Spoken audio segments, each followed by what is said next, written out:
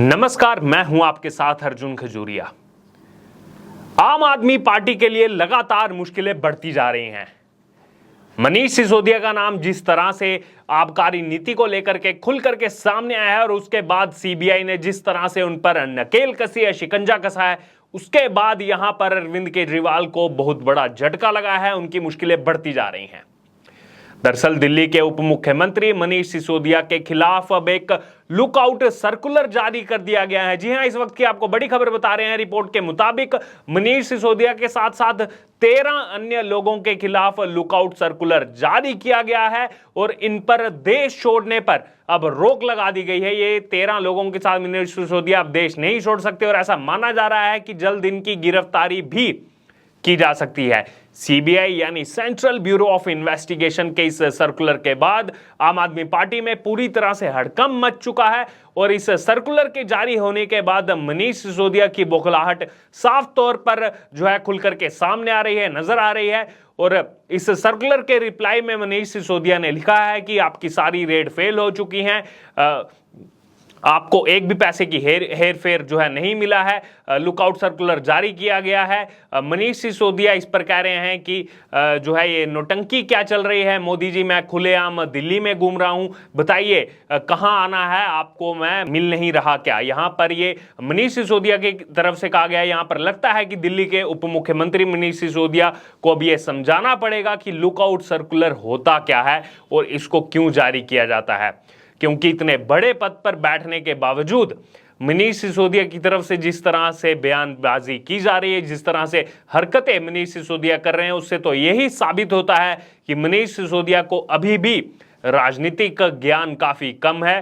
दरअसल लुकआउट एक सर्कुलर होता है जिसे जांच अधिकारियों की तरफ से जारी किया जाता है और इस सर्कुलर के तहत ये सुनिश्चित किया जाता है कि जो आपराधिक मामलों में जो व्यक्तियों का नाम शामिल है वो देश छोड़कर भाग ना जाए। इसलिए ये सर्कुलर जो है जारी किया जाता है, लुकआउट सर्कुलर, क्योंकि ऐसा देखा गया है कि कई बार जब जांच एजेंसियां किसी पर शिकंजा कसती हैं तो वो देश छोड़कर भागने की कोशिश करते हैं। तो इसीलिए इस तरह की कोई हरकत मनीष सिसोदिया और बाकी अन्य लोग, बाकी 13 लोग ना करें, इसलिए पहले ही लुकआउट सर्कुलर जारी किया गया है। और अब इसी को लेकर मनीष सिसोदिया की जो बौखलाहट है वो खुलकर के सामने आई है। मनीष सिसोदिया जानते हैं कि कभी भी उनकी गिरफ्तारी हो सकती है, इसलिए देश की जनता के सामने आकर कुछ भी मनीष सिसोदिया बोल रहे हैं कि मोदी जी को पूछ रहे हैं कि क्या ये नौटंकी लगाई हुई है, जबकि ये जांच जो है वो सीबीआई की तरफ से चल रही है।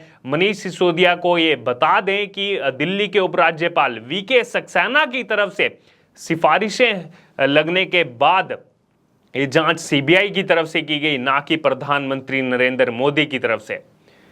दिल्ली की नई आबकारी नीति घोटाले पर सीबीआई के 2 बड़े दावे आपको बताते हैं। पहला दावा है कि आबकारी विभाग में जो रिकॉर्ड है उसमें बड़े पैमाने पर फर्जी एंट्री की गई ताकि सीधे लाभ पहुंचाया जा सके। और वहीं दूसरा दावा सीबीआई की तरफ से किया गया कि अमित अरोड़ा, दिनेश अरोड़ा और अर्जुन पांडे ने मनीष सिसोदिया के साथ मिलकर लाइसेंस होल्डर से मिले अवैध फंड को डाइवर्ट किया। ये बड़े आरोप आपको बता रहे हैं सीबीआई की तरफ से।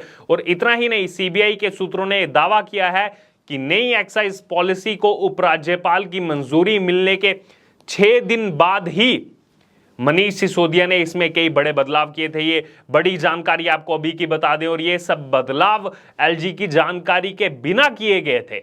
इस तरह के बड़े आरोप लग रहे हैं कि एलजी ने 24 मई 2021 को मंजूरी दी, लेकिन 31 मई 2021 को मनीष सिसोदिया के कहने पर इसके कुछ नियमों में बदलाव किए जाते हैं। आईपीसी की धारा 120 बी और इसी एक्ट की धारा 7 यानी PMLA prevention of money laundering act के तहत केस दर्ज होने की वजह से अब इसमें ईडी यानी इन्फोर्समेंट डायरेक्टोरेट की भी एंट्री होगी।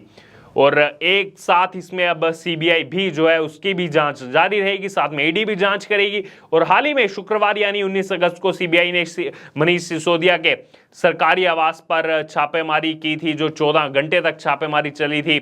इस दौरान सीबीआई ने मनीष सिसोदिया के घर से लैपटॉप, मोबाइल के साथ कई अन्य दस्तावेज भी जो है जब्त किए थे इस मामले को लेकर। और वहीं सीबीआई की तरफ से इस मामले में जो एफआईआर भी दर्ज हुई थी उसमें मनीष सिसोदिया को मुख्य आरोपी बनाया गया था बाकी आरोपियों के साथ साथ। और वहीं इस मामले में मनीष सिसोदिया की भूमिका को लेकर सबसे ज्यादा भी संदेह है और एफआईआर कॉपी से पता चलता है कि मनीष सिसोदिया के करीबियों से ही ये जुड़ा हुआ मामला है। पूछताछ के दौरान मनीष सिसोदिया के करीबी क्या जवाब देते हैं इसको लेकर भी जो है कुछ बातें सामने आ रही हैं। ये काफी मायने रखता है क्योंकि उसी के आधार पर डिप्टी सीएम मनीष सिसोदिया से आगे चलकर सवाल पूछे जा सकते हैं। जनता के सामने खुद को ईमानदारी का सर्टिफिकेट बांटने वाली आम आदमी पार्टी के खिलाफ भारतीय जनता पार्टी ने हल्ला बोल दिया है। केंद्रीय मंत्री अनुराग ठाकुर ने बोला कि जो लोग भ्रष्टाचार के खिलाफ आंदोलन की बात करते थे, आम आदमी पार्टी को लेकर कहा कि जो लोग आंदोलन के खिलाफ बात करते थे, राजनीति में नहीं आने की बात करते थे, वो लोग आज राजनीति में हैं और भ्रष्टाचार में लिप्त हुए दिखाई दे रहे हैं। आम आदमी पार्टी को आड़े हाथे लेते हुए अनुराग ठाकुर की तरफ से कहा गया कि भ्रष्टाचारी जितना मर्जी ईमानदारी का चोला पहनकर चलने, भ्रष्टाचारी ही रहेंगे। और आम आदमी पार्टी को लेकर के जो है उन्होंने ये कहा है और ये बातें जो है सामने आई है। शराब के ठेकों को लेकर उन्होंने कहा है और कहा कि इसमें जो भ्रष्टाचार हुआ है उसके मंत्री मनीष सिसोदिया हैं, जिसको लेकर सीबीआई की जांच अभी उन पर चल रही है। और जिस दिन शराब नीति को वापस लिया गया उसी दिन जो है ये खुल करके सामने आया है कि शराब नीति में कोई ना कोई घोटाला है। अगर इसमें कोई घोटाला नहीं है तो इसको वापस क्यों लिया गया। और वहीं अरविंद केजरीवाल और मनीष सिसोदिया की सांठगांठ सामने आई है। ये बड़ी बातें की गई अनुराग ठाकुर की तरफ से। और वहीं बार बार शिक्षा को लेकर दिल्ली सरकार की तरफ से जो बातें की जा रही हैं उसको लेकर भी अनुराग ठाकुर की तरफ से तंज कसा गया और बोला गया कि ये शिक्षा नहीं शराब की बात हो रही है और शराब के ठेकों में भ्रष्टाचार की बात हो रही है। जनता को मूर्ख ना समझें, राष्ट्र के नाम जो है अपना संदेश देना बंद करें। तो ये बड़ी बातें की अनुराग ठाकुर ने, क्योंकि बार बार हमने देखा किस तरह से लगातार आम आदमी पार्टी की तरफ से प्रेस कॉन्फ्रेंस की जा रही है, देश के नाम ये संदेश दिया जा रहा है और ये बताने की कोशिश की जा रही है।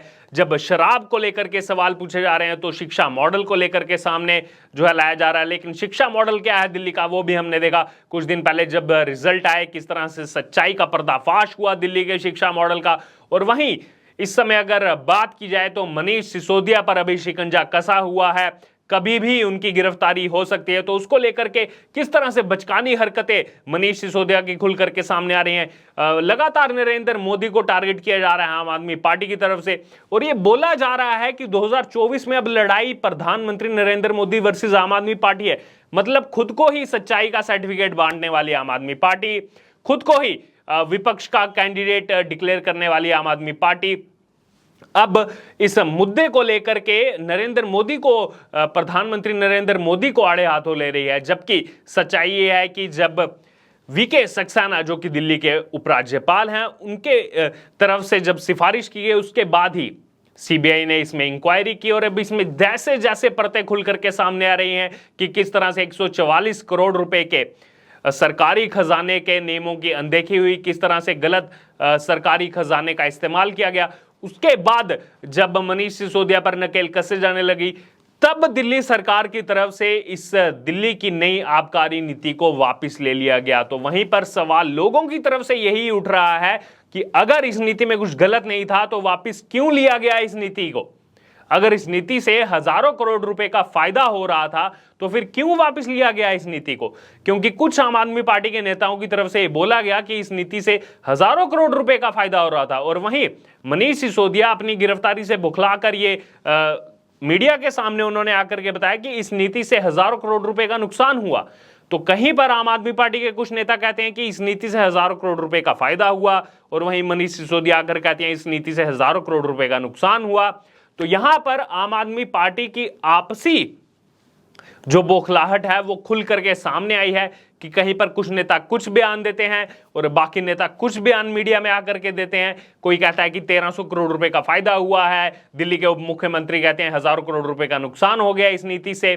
तो यहां पर अगर ये नीति सही थी तो इसे वापस क्यों लिया गया, और अगर ये नीति सही थी तो फिर इससे हजारों करोड़ रुपए का नुकसान क्यों हुआ, और अगर हजारों करोड़ रुपए का नुकसान हुआ तो फिर इसका जिम्मेदार कौन है? क्या वो आम आदमी पार्टी है, अरविंद केजरीवाल है, या फिर मनीष सिसोदिया है? यहां पर एक दूसरे पर पल्ला झाड़ते हुए नजर आ रहे हैं आम आदमी पार्टी के नेता, और बार बार इस सीबीआई जांच का ठीकरा फोड़ दे रहे हैं भारतीय जनता पार्टी पर, नरेंद्र मोदी पर। और वहीं बात की जाए अब कांग्रेस भी इसको जो है सही ठहरा रही है, इस सीबीआई की इंक्वायरी को एकदम सही ठहरा रही है कि इस आम आदमी पार्टी सरकार ने, मनीष सिसोदिया ने जो है इसमें कुछ ना कुछ गड़बड़ी करी हुई है। और वहीं आपको इस वक्त की बड़ी खबर आपको बता रहे हैं कि एक लुकआउट सर्कुलर जारी किया गया है मनीष सिसोदिया के साथ अन्य 13 के खिलाफ कि वो देश छोड़कर नहीं भाग सकते, और इनकी बुखलाहट खुल करके सामने आ रही है जब कह रहे हैं कि हम जो है दिल्ली में ही घूम रहे हैं, इसमें क्या नौटंकी चल रही है। लेकिन इसमें लुकआउट सर्कुलर क्यों जारी किया जाता है, इसकी इतनी भी जो है जरा सी भी अहमियत जो है मनीष सिसोदिया को नहीं पता है, क्योंकि जांच एजेंसियों की तरफ से ये इसीलिए जारी किया जाता है कि कहीं देश छोड़कर आप ना भाग जाएं, क्योंकि इस तरह की खबरें लगातार सोशल मीडिया पर तेजी से वायरल हो रही हैं। जिस तरह से न्यूयॉर्क टाइम्स में जो खबरें प्रसारित की जा रही हैं कि लगातार भारत देश को बुरा भला कहने वाला न्यूयॉर्क टाइम्स किस तरह से दिल्ली मॉडल की खबरें पेश कर रहा है। और वहीं अगर खबरें पेश ही करनी है दिल्ली मॉडल की, तो सही में उस शिक्षा मॉडल की खबरें पेश की जाएं जो रिजल्ट के तहत आती हैं, कि किस तरह से दिल्ली का रिजल्ट, अगर आप देखें पिछले कुछ दिनों में पहले जो रिजल्ट आया उसने कहीं ना कहीं दिल्ली का जो शिक्षा मॉडल है उसको खोल करके पूरे देश के सामने रख दिया है। और वहीं लोग इस तरह की प्रतिक्रिया सोशल मीडिया पर दे रहे हैं कि पहले जिस हेल्थ सिस्टम की बात की जाती थी, किस तरह से दिल्ली के स्वास्थ्य मंत्री सत्येंद्र जैन पर ईडी का शिकंजा कसा हुआ है, वो इस समय जेल में है। और अब मनीष सिसोदिया, इन पर गिरफ्तारी की तलवार लटक रही है, कभी भी इन्हें सीबीआई की तरफ से, ईडी की तरफ से गिरफ्तार किया जा सकता है, क्योंकि ऐसी खबरें खुल करके सामने आ रही हैं कि सीबीआई ने जो जांच की है 14 घंटे तक, शुक्रवार को जो जांच चली है, उसके बाद इस तरह की फाइंडिंग सीबीआई को मिली है जिसमें मनीष सिसोदिया का गिरफ्तार होना तय माना जा रहा है। अब इस पर आपका क्या कहना है, आपकी क्या राय है? अब लगातार आम आदमी पार्टी की तरफ से जो लोगों के बीच में आकर के इस तरह की बातें की जा रही हैं, अगर आप पानी की तरह साफ हैं तो फिर डर किस बात का है आम आदमी पार्टी को? वो बौखलाहट क्यों है आम आदमी पार्टी में? इसको लेकर आपके जो भी विचार हैं आप हमारे साथ जो है कमेंट बॉक्स में रख सकते हैं कि क्यों बार बार जो है बीजेपी को टारगेट पर लिया जा रहा है, प्रधानमंत्री नरेंद्र मोदी को टारगेट पर लिया जा रहा है, जबकि जांच जो है वो स्वतंत्र जांच एजेंसियों की तरफ से की जा रही है, सीबीआई की तरफ से की जा रही है। अब इसमें ईडी की एंट्री होगी, पीएमएलए एक्ट के तहत केस रजिस्टर होने के बाद अब इसमें ईडी भी जो है जांच करेगी, साथ में सीबीआई जो है अपने स्वतंत्र रूप से इसमें जांच करेगी। तो इसमें प्रधानमंत्री नरेंद्र मोदी को क्यों बार बार लाया जा रहा है और क्यों इसको 2024 के साथ जोड़ा जा रहा है? जबकि जो इसमें बात की जाए, अगर 2021-22 में जो शराब नीति लाई गई, आबकारी नीति लाई गई, उसके तहत जो है ये जांच चल रही है कि उसमें किस तरह से गड़बड़ी हुई, 144 करोड़ रुपए के सरकारी खजाने के नियमों की अनदेखी, उसको लेकर के एक केस चल रहा है। उसको किस तरह से आम आदमी पार्टी अब 2024 लोकसभा चुनावों के साथ और गुजरात चुनावों के साथ प्रोटेक्ट करने की कोशिश की जा रही है, वो इस समय प्रयास लगाए जा रहे हैं आम आदमी पार्टी की तरफ से। लेकिन यहां पर यह तय माना जा रहा है कि सीबीआई की रडार पर अब मनीष सिसोदिया आ चुके हैं और कभी भी उन्हें जो है गिरफ्तार किया जा सकता है।